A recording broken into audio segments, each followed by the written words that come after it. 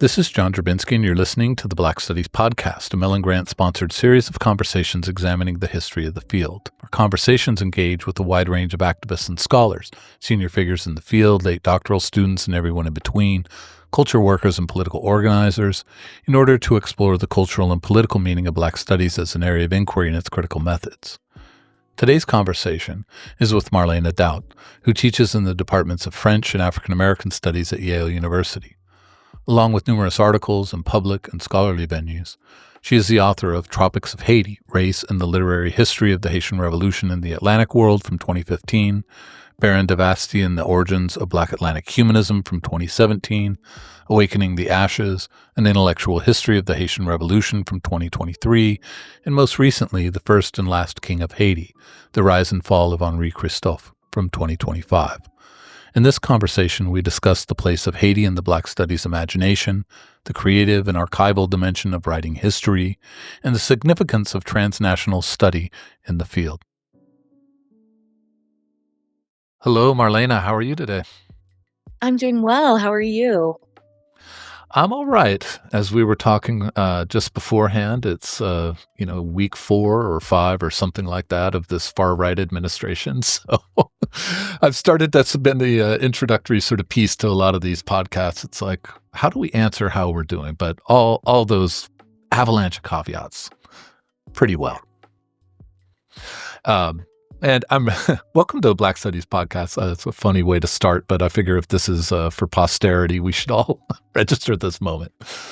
But welcome to the Black Studies Podcast. I was really happy we found the time to do this. I really love your work, have really learned a lot from it. And it struck me as, Ashley and I got further into this podcast, how we actually hadn't had very many people who work on the Caribbean, but specifically work on Haiti, on a podcast about Black studies. And, I don't know how else to put it, but Haiti is really such an event of Black studies. So, for a million reasons, but just that one's really foremost in my mind. It's just wonderful to have you on the podcast, and I really look forward to this conversation. Yeah, thanks so much for having me here. I think especially now, being, working on the Caribbean, but also being a scholar of Haiti, which is just, such a fraught topic, situation from so many different angles. So, it's nice to be here. Let me start, we'll have a chance to talk about your work and how you think about it in relation to the field of Black studies. But before we get into that, I wanted to start with really a more personal question about your journey into the field of Black studies and to the study of Black life. Sort of interested, what drew you to this study, to this field? And for me, always an interesting part of that question is what sustains you in relation to it? Yeah, I really, at every kind of academic institution that I've been involved in since grad school, especially, I was always drawn to the African American studies, shifting towards Africana Studies department. When I did my graduate work at the University of Notre Dame, they went through both the name change and departmentalization. And it was really there that I found Black studies to be a refuge. I've written about this before in my piece for the Chronicle of Higher Education, Becoming Full Professor While Black. And while, I had a lot of support from various professors at Notre Dame, I also experienced a lot of hostility. And I experienced hostility from other graduate students and also from other professors because I wanted to study the Caribbean. I wanted to do a comparative project. And, there were plenty of people who didn't think Haiti was important. I was in an English department, so there were also people who didn't understand why there could be anything in a dissertation that wasn't written in English, that the object of study could be something that wasn't English language based. And so I had to surround myself with people who were able to support me and wanted to support me. And that department of Africana Studies, really, when I got passed over for fellowships in the English department, because of all of the people who were doubting and saying, this isn't going to go anywhere and it's not fully English, it was the African American Studies department that came through with dissertation fellowships, the the Erskine Peters Fellowship, which is not in existence anymore, unfortunately, but usually would have scholars from outside the university, pre-docs and dissertation fellows. And to be able to be allowed to compete for that, to win that, to have the support of the department chair, and to then have that community, I knew that I had to be attached to Black Studies wherever I went. And so my first job at the University of Miami, when I was at the Claremont colleges, at the University of Virginia, it was the first thing I did when I wasn't appointed in that department, was to get myself an affiliation, because I already knew that when the doubters come, when the people who really want to prevent you from advancing in your career come, it's going to be your colleagues in Black Studies who are going to support you. Yeah, I mean, that's a fantastic testimony to this kind of question of the place of Black Studies in the academy. It's interesting because I think that the field often gets demeaned by people outside it as a sort of clubhouse for, Black students or Black faculty. And, it's just sort of a social club, right? Rather than an intellectual pursuit. And, I find a lot of offense at that. This is an intellectual field, obviously. But I also, when that's sort of derisively stated, I mean, I've heard it so many times, having been in Black Studies departments now for like 20-something years. I also always do come back to these kinds of things you're talking about. It's like, well, if you're saying it's just a sort of social club or a clubhouse or a safe space or any of these kind of derisive terms, it's like, let's not act like that is just some sort of emotional management. It's also about the enabling of intellectual pursuits and careers and affirmations of projects. That should have been affirmed anyway. I mean, that's part of the necessity of Black Studies. It's like they keep proving the necessity of the field over and over and over again.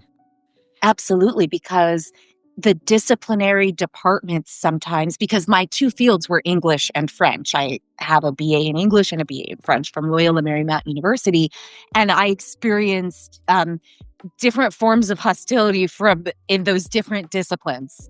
And again, there were supporters, but I think the important thing to note is that, because the other place I went to was American Studies, the American Studies Association conferences, for example.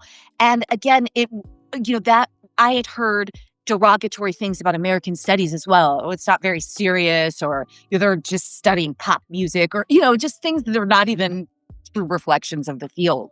And so I think that the interdisciplinary departments are also places where people can do disciplinary work when they're experiencing hostility in the more traditional departments. Because I saw it with people in history departments or in the Spanish department, Spanish and Portuguese.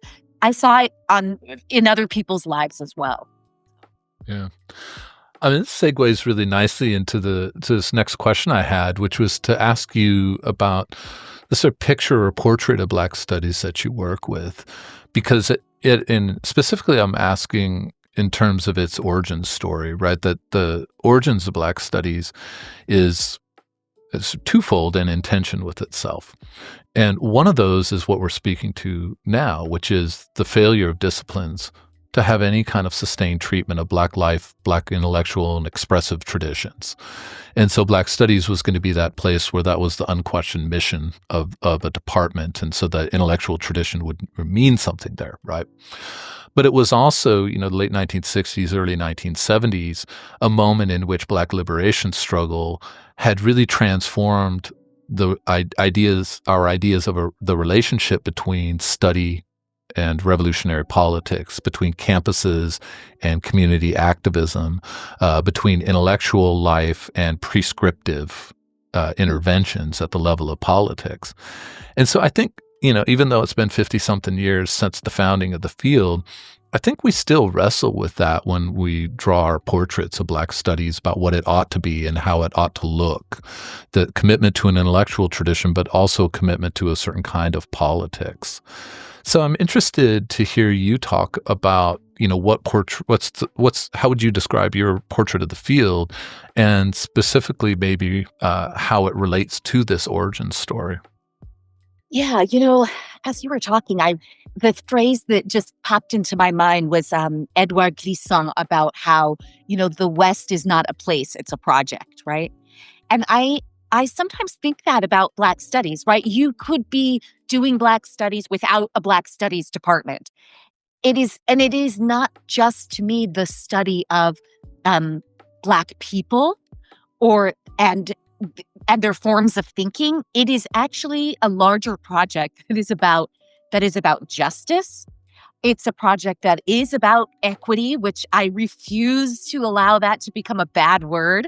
Diversity, which is another word that Glissant used. The Haitian revolutionaries used the word diversity as well. They said, why would God have put diverse people with diverse skin colors on this earth if that wasn't the way it was supposed to be? They, came from a more religious conception of it. So again, I deliberately use those words because they're not bad words. They're great words, important words. And I think in Black studies, it's our job to continuously remind people, like when they say, oh, make America great again. Yes, we've already seen this slogan in other presidential campaigns. Donald Trump did not invent this, right? That we are there to remind them that what they're seeing is not new. It's a continuation of the long struggle. White supremacy never went away. It didn't go away because Barack Obama was president. He did not ever live in a post-racial world or United States.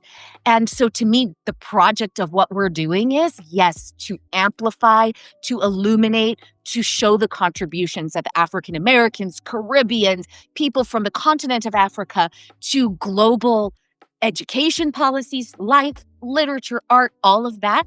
But perhaps our larger project is to make sure that that when people are talking about things being unprecedented, that we're there to remind them that the feelings of alienation that they are experiencing, the fear that they are experiencing, this has a long history in this country. If you feel uncertain, you don't know what the future holds. Well, we can have so many stories that we can tell you about Black life on this planet that are good reminders that, first of all, you can survive and you can fight, right?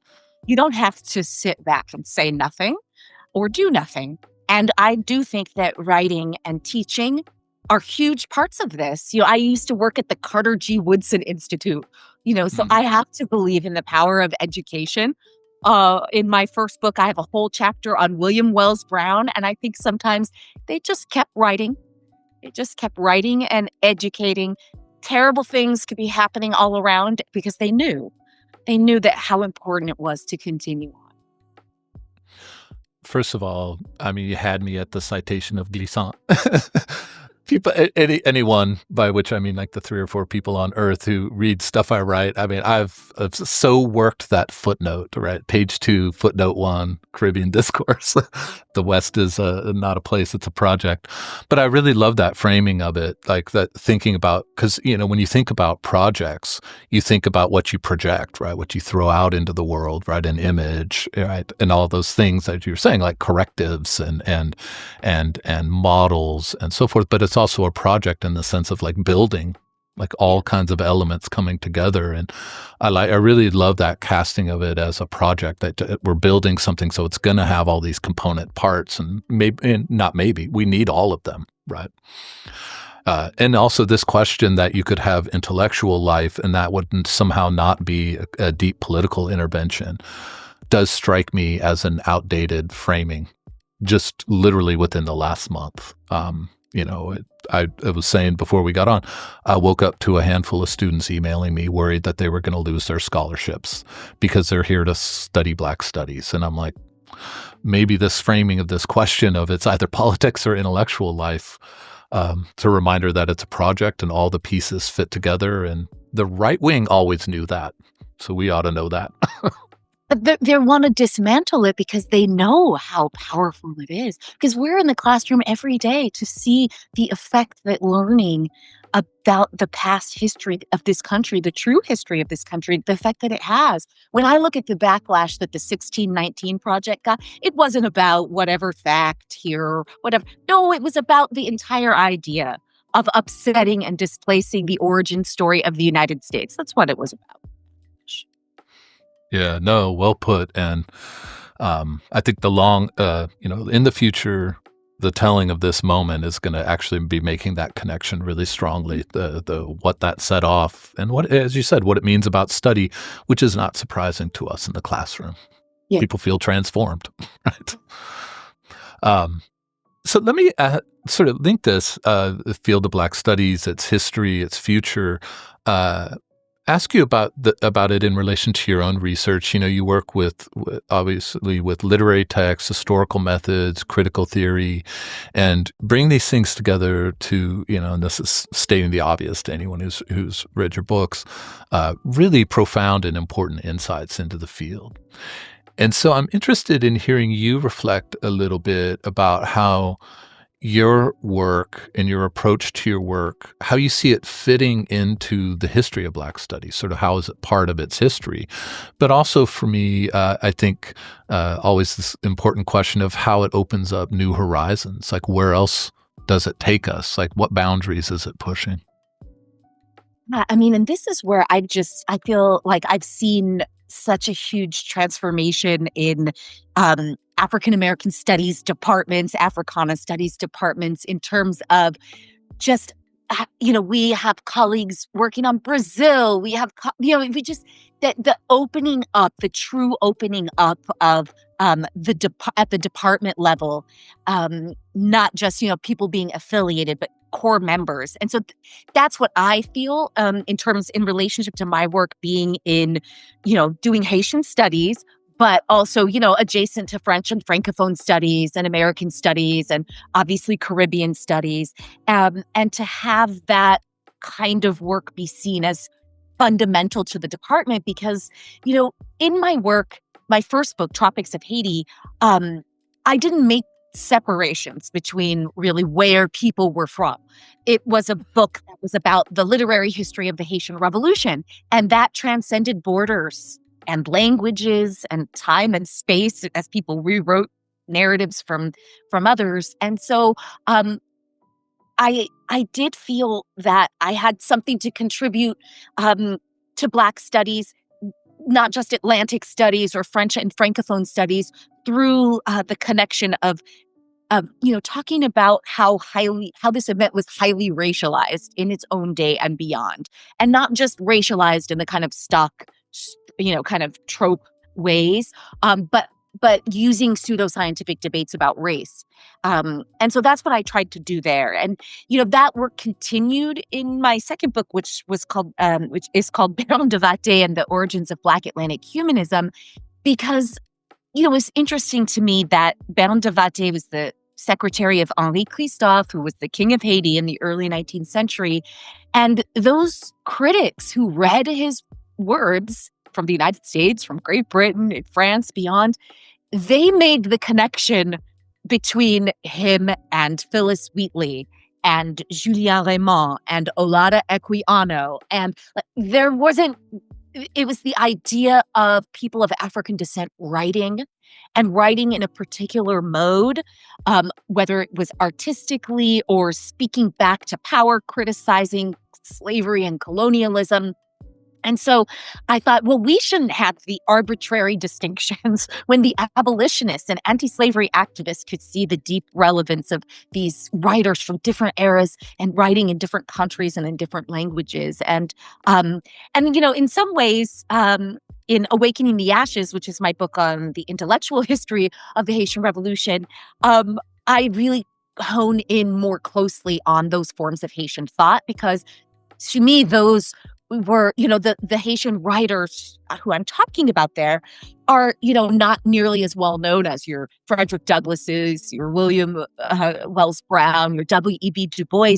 Yet the impact of their words and their analyses of the Haitian Revolution were so profound and were recognized at various points. But, historical memory, fades. And it seemed that their words and their importance, especially someone like Bamil Devate, faded over time. And so I wanted to say, well, what do we lose? Did we lose something? Well, we didn't, because we can still recover it. But what do we lose, or will we lose, if we don't pay attention to, these forms of thought, these political thinkers? Yeah, no, that book, I learned so much from that book. And one of the things I learned was exactly what you were saying, which is, this, at the end there, which is, what does it mean to have forgotten an intellectual tradition, right? Intellectuals, rather than Haiti being this sort of, I don't know what you would call it. It's almost like it has its own Manichaean structure in Black studies of the explosiveness of liberation and revolution, and then the abjection of imperial induced poverty, but what's missing from that is exactly what you're talking about, that sense of an intellectual tradition, and that way that moves us from thinking about Haiti and the Black studies imagination as, an icon, right, of these two things, and rather as I don't know how else to put it, but an island of people, right? Island of people who wrote and thought, and that their writing and their thinking was really exemplary and revolutionary, and as you said, not unknown in their moment. Right? Yeah. I mean, in that way, to think about the question of what boundaries does your work push, it does seem like that's exactly the enigma of the boundary it pushes. Is the boundary it pushes is the thing that was not a boundary in its moment, right? Which is the influence of these intellectuals. But that sense of pushing us to think more deeply about Haiti as an intellectual space, I really love that. Yeah. Oh, thank you so much. Yeah, it's been so heartwarming to see how much it's resonated with people, because this is the intellectual history of Haiti, or writing or thinking about it, is what I wanted to do in my dissertation, actually. And I was kind of steered away to a more comparative project, which ended up being great because it allowed me to see, I don't know that I could have written Awakening in the Ashes as a first book, because I didn't know what I didn't know, which was a lot about the deep forms of thought of the Enlightenment, for example. That I had to deeply get into for Tropics of Haiti. British thought at the time, what was distinctive about it? U.S. thought, white Americans, what were they writing about? What was William Lloyd Garrison writing, and how is his writing different from Martin Delaney's, and all the people who I had to kind of bring in. And then we had our rich Francophone tradition, Césaire and Fanon, and, even though they were later, but, putting it all together. And so, after working on these other projects, I was able to come back and say, no, but they were trying to teach us something different. And now I know what it was. And seeing other people who have no relationship to Haitian studies at all say, oh yeah, I learned various things from encountering these thinkers. I think that's been the best part of the journey for me with that book, I have to say. Yeah, that's the writer's dream, right? That people learn from us rather than debate us, right? It's fine to have debates, but it's nice, those moments of we have something to share. So especially, I have to say, in the sort of Black studies context, this is more of a side note, but also for anyone listening who doesn't work in other languages other than English, I always want to say, these are these moments where, in this case, French, but often also Spanish. It's like other language traditions are just so crucial, but that's the part that Black studies often is missing, I think, is this multilingual engagement, with Portuguese and Spanish and French. So, I think Francophone studies, when it sort of moves into Black studies, is like this big gift, but I'm always like, go ahead and read French, go learn French. Yeah. It's not that hard. It's totally pleasurable, in fact. I'm sure I don't need to convince you of that. But, when you started listing, those elements that come into putting together these various projects, that the vastness of that literacy and the diversity of that literacy is really interesting to me. And so that's actually also another question I wanted to ask you, Because your PhD is in English, and you've already talked a little bit about how African American studies, Africana studies, was a second home that maybe became a kind of primary home in really important ways. But your PhD was in English. That's a disciplinary training, right? I do think English departments tend to be pretty expansive about what the discipline is, but it is a very specific kind of training. But your work since then, both writing and teaching, has been outside of disciplinary studies in so many ways. And so I'm interested to hear you talk about how that movement between, literary studies training and multidisciplinary or anti-disciplinary, or however people want to talk about, Black studies and American studies, how that movement between these two has impacted the way you do research, the way you imagine research projects, but also how you imagine and engage a classroom. Oh, yeah. I mean, in terms of my research projects, I think, what a gift it is, honestly, to be able to do interdisciplinary work because, my latest book is a biography. It's called The First and Last King of Haiti, The Rise and Fall of Henri Christophe. And in some ways, it's a kind of fairly traditional cradle to the grave biography. But, I actually start the book with a rundown of not all, but, pretty long list of works in which Henri Christophe, the King of Haiti, appeared from some really well-known names like William Edgar Easton, Orson Welles, Edouard, Aimé Césaire, Derek Walcott. I kind of go through what it means for the world to have encountered this person as a literary figure, as a literary character, and the blurring of the boundaries between that life, very real life that he lived, and the literary life that he's had, much longer tale. And what does that do to our understanding of him and this political period in Haiti's history, a very crucial period in Haitian history, the post-independence period. And so, I think that when I see what other scholars, those who came before, who paved the way before, what they were doing in Black studies, I saw that it's so capacious because we need so much. We need intellectual histories, we need social histories, we need biographies, we need literary studies. We need to illuminate the importance of these fields and how they work together. And in my teaching, I just was teaching a class on the Haitian Revolution called Haiti in the Age of Revolutions. And we are reading literature, we're looking at music, we're looking at film and art. And one of the things I said, it is true, there has never been a big blockbuster Hollywood movie on the Haitian Revolution, but that doesn't mean there haven't been movies on the Haitian Revolution. And that to me is the story. But whenever we're very sure that something is being silenced, if we actually take a step back, we can see it's silenced in the Michel Wolf-Trouillot sense. Are people listening? Are they paying attention? But even if they're not, it doesn't mean it's not there. And so some of my students undertaking, projects to think about and look at these indie films and short films and even sending it to social media that are about the Haitian Revolution and how people are trying to teach in these other kind of media environments. And that's kind of what we do in Black studies. I think. I actually think, a podcast like this one, okay, is the New York Times paying attention? Maybe not, but that doesn't mean we're going to still keep talking and we're going to keep going and illuminating and having a conversation, illuminating the dialogue and making sure that the dialogue is there. One of the words that Baron de Vatte in his writings loves to use is posterity. And so in his most famous work, in terms of in 1814, it was widely circulated, even though it was never fully translated during his lifetime. It's called Le Système colonial dévoilé, the colonial system unveiled. And he has this line and he says, "Oh, you men of feeling, I don't weep. I know you won't weep. I know your hearts are more hardened than bronze and steel, but I'm going to record these names and these histories for posterity's sake." That's what he said, for posterity's sake. And that was one of his favorite words. People might not be paying attention right now, but we can leave something that is lasting and that others will pick up one day and recognize the importance of it. I love that. Yeah.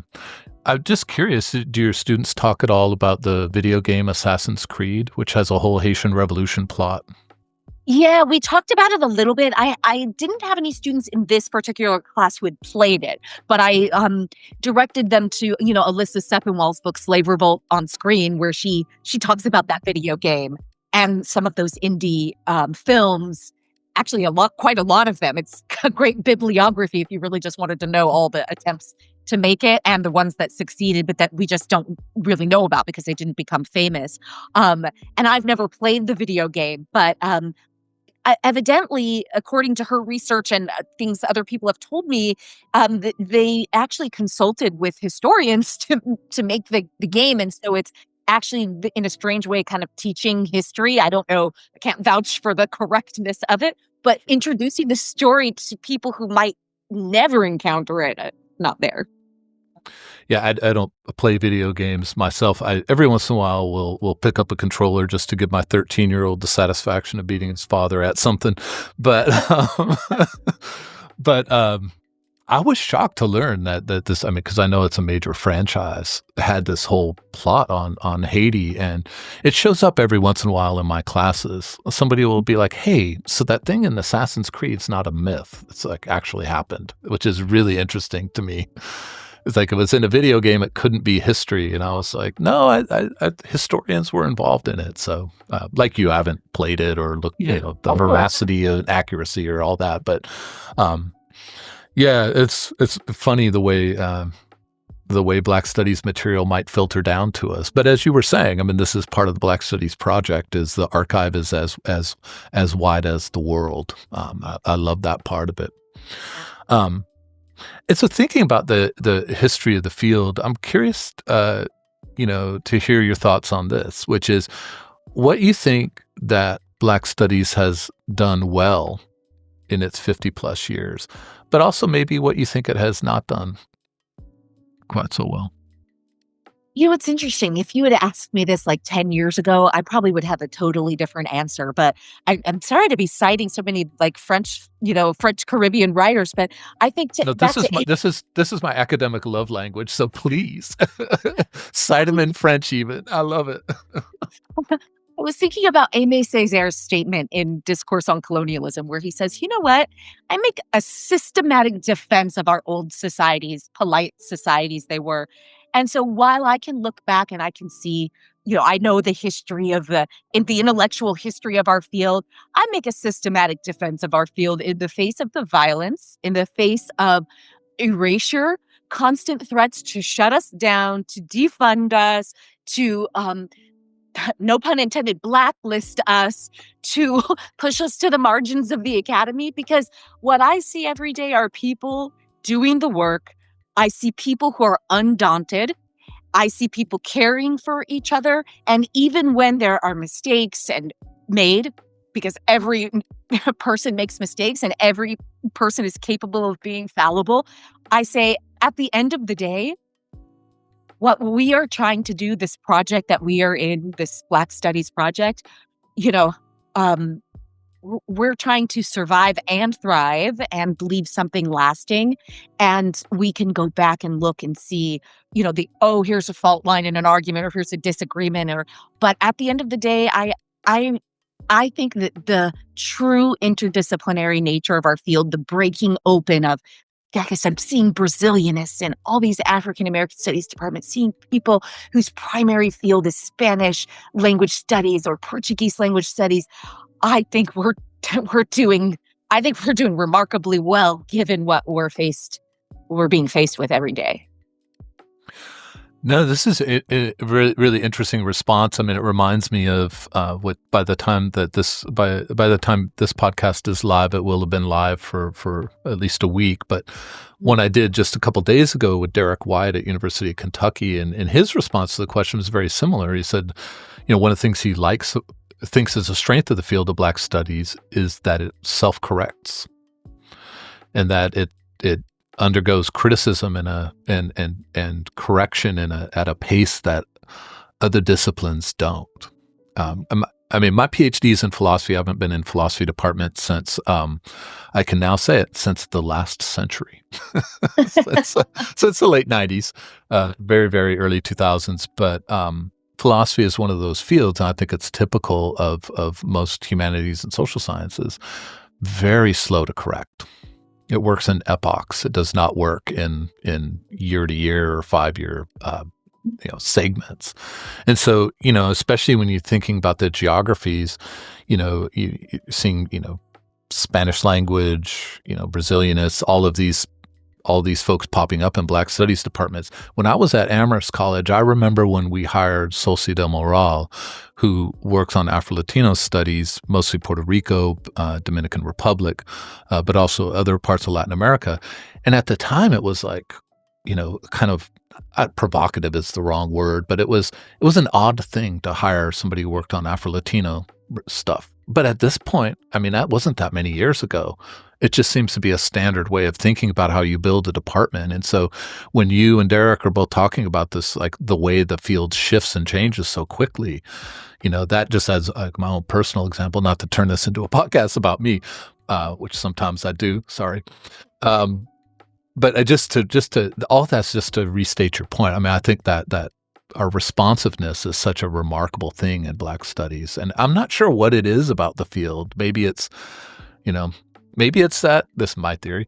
I'm curious what you think. I just think the biggest and most fundamental first Black Studies question is, what is Black Studies? And we're really committed to that question. And so self-correction is part of the question, right? Well, who and what are we?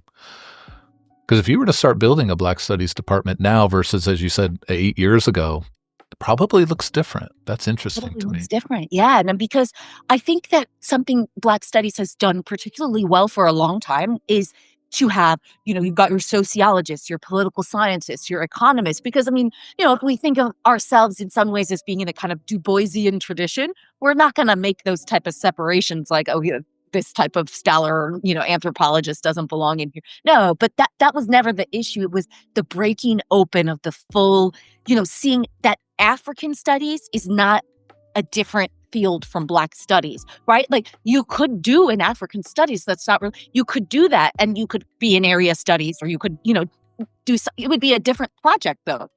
Because when you are an Africanist and you work in Black studies, when you are engaged in the same conversation that we are, even if your area of focus for the moment, what you're concentrated on might be one particular area of the world, that we're in this larger conversation all together. I see.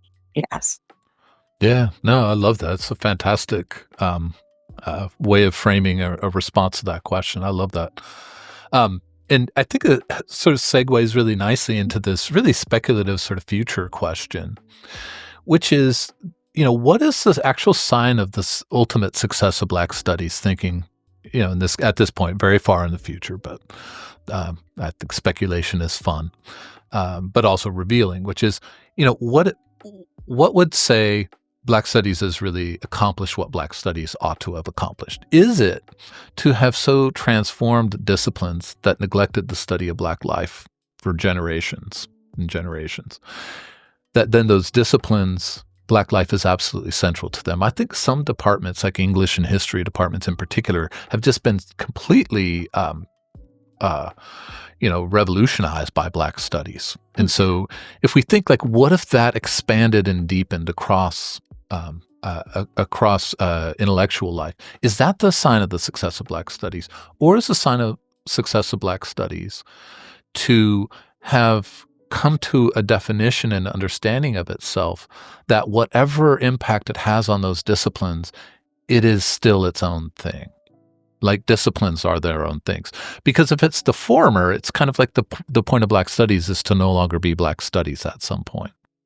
It's a sort of really profound, work of transformation. But then this other like index of success, which is it just becomes something or is something so distinctive that it actually just can't be absorbed by disciplines or accounted for by the multiple disciplines that we've come to know in academia. And I do think it is the latter. I do think that Black Studies, partially because, as you were saying, the other guest you had on who said that ability to self-correct. Because again, I don't want to press too hard on this, but the idea of Black Studies as a project, I think, shows that we will have to be here because the project will be an eternal one. We see the cyclical nature of things. I don't know anybody in Black studies who is surprised that after the kind of summer of protest following the police killing of George Floyd, that and following the creation of all of these DEI initiatives, whatever they were called at various universities, all this boon in hiring and cluster hires, that I don't know anybody in Black studies who's now surprised that, oh yeah, here's the backlash.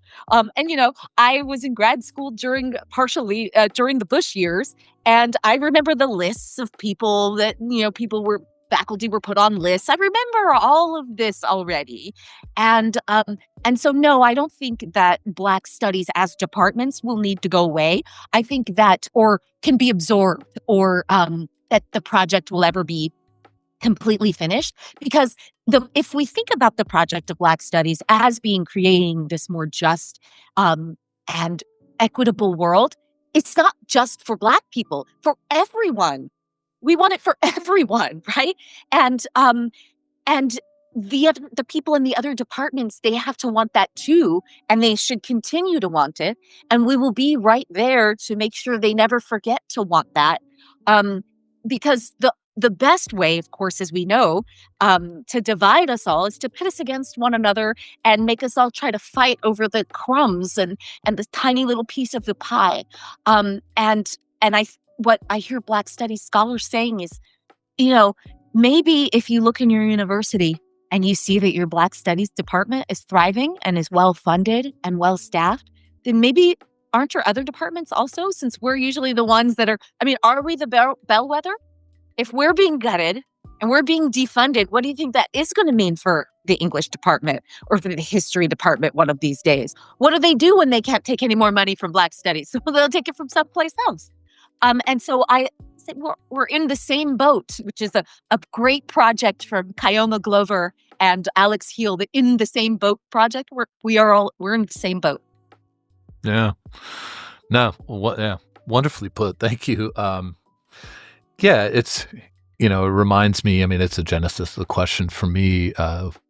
Ashley had a different sort of way into when we formulated these questions, but, in this, one of his essays on African American literature, Richard Wright is answering the question, will he ever stop writing about the race problem? And he's like, sure, as soon as racism's over. And it's Richard Wright, so there's no sense of him being optimistic, shall we say, about that.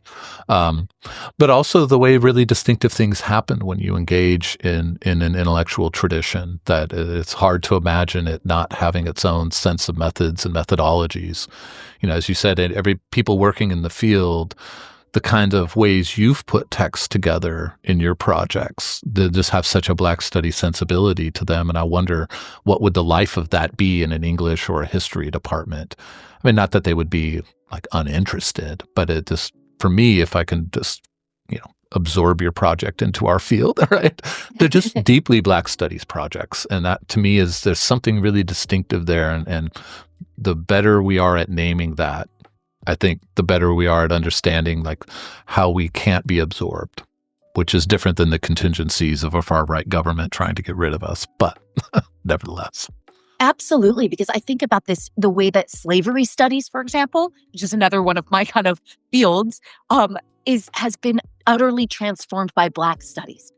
Slavery studies, as we know, has existed for a long time, but in Black studies, as part of the project of Black studies, we are very interested. There are different questions that are being animated.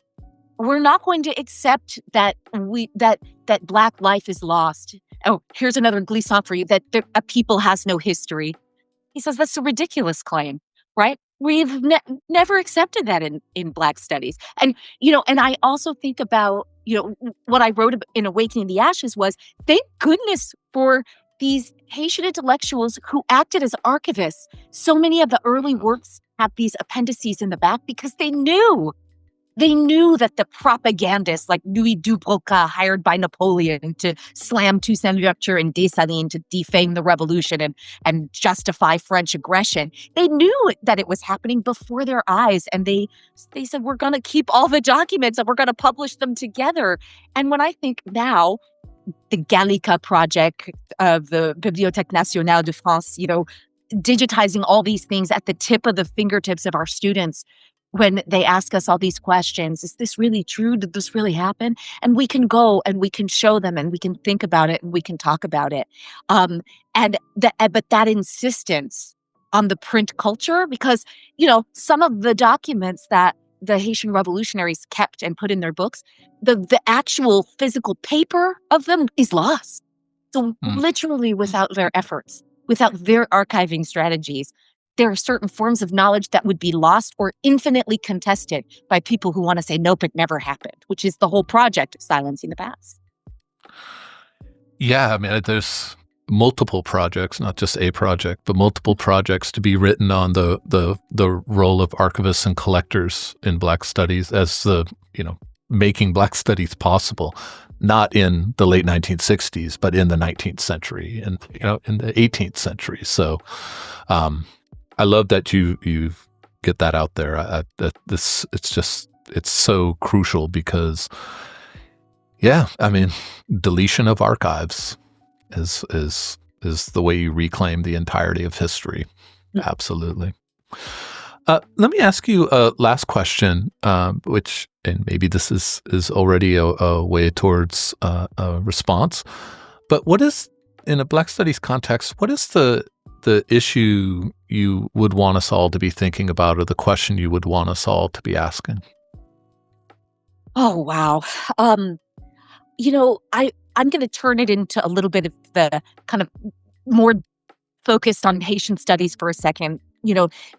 We used to kind of lament that the Haitian Revolution wasn't talked about more kind of in French departments, for example, in France, in history departments, U.S. history departments, that it's global, that there was a kind of silencing or a will not to recognize the sheer importance of this event. And now that we've had a proliferation, which I don't think should stop. So I dislike when people are like, oh, we're focusing on the Haitian Revolution too much. Like, we're never going to focus on it too much. But what I love that the field is in, the place that Haitian Revolutionary Studies is in right now, is focusing on lives, the lives of the revolutionaries. Like, yes, this is a capital event, but it was made up of all these people. And I think of Sarah Johnson's new book, Encyclopédie Noire, which is not really about Moreau de Saint-Méry. It's about all the people who surrounded him in his household, who lived through the revolution, who lived on the island in the colonial era, the women, the wet nurses, his mistresses, his daughter of mixed race. And, Julia Gaffield has a new book coming out on Dessalines, Jean-Jacques Dessalines, called I Have Avenged America. Eveline Alexis wrote about Charlemagne Pérotte. She's now going to write about Suzanne Belair, the wife of the General Charles Belair during the Revolution. And I love to see that we're saying, yes, this event, we need to study its political consequences. It's the shockwaves it sent throughout the world, but it was made up of people. Mm-hmm. And those people, they were important. And we learn so much when we look at an event through the eyes of even just a single actor, which is what I tried to do with Henri Christophe. Like, how does our understanding of this event change? Because I think that one thing Black Studies writ large has done very well is to illuminate Richard Wright, Lorraine Hansberry, James Baldwin, W.E.B. Du Bois, like this, Frederick Douglass. Like, I think Black Studies, especially African American studies, is killing it there. And when I see that we're going to start looking at the lives of all of these other figures and how they intersected with some of those individuals, like your Frederick Douglasses, your W.E.B. Du Bois. Oh, we're going to be so much richer. James Weldon Johnson, with all the writing he did about the U.S. occupation of Haiti. But we're going to be seeing, what were Haitians who were protesting the occupation? How are they receiving these works? What kind of dialogue are they having? And we're going to be so much richer for it. And so this is what I would say is, I think, still focusing on that lives aspect, the illumination, the study of Black life, writ very, very, very large. That is a wonderful place to end. I absolutely love that. As you said, I think African American studies has done that really well. I think African American studies has not theorized the bigger moments, bigger movements, as well as, say, Caribbean studies has its own sense of independence and so forth. But that return of the question of lives, I love reading that stuff. and but also, as you said, it has the imperatives behind it are so deep and ethical, and I love that as a place to end. So thank you. And Marlene, I was looking forward to this. This has been such a fantastic conversation. I'm so glad to have it as part of the podcast. So thank you so much for your time, but really for your thoughtfulness across this entire conversation. Well, thank you so much for having me. This was truly a delightful, bright spot in a sometimes dreary environment, literally and figuratively. We had an ice storm yesterday, so We have like 40-degree winds and it's 28 degrees, and so it's dreary at many levels, but it's important that we document things that what is it for posterity. Yes, I was like, I don't want to say for the posterior, but for posterity. Sorry, that would be something else. Yeah. But for posterity, and because we have to have something to come back to always, and so you've really contributed to that. I appreciate it. Well, thank you so much. All right, have a great rest of your day. You too. Bye-bye.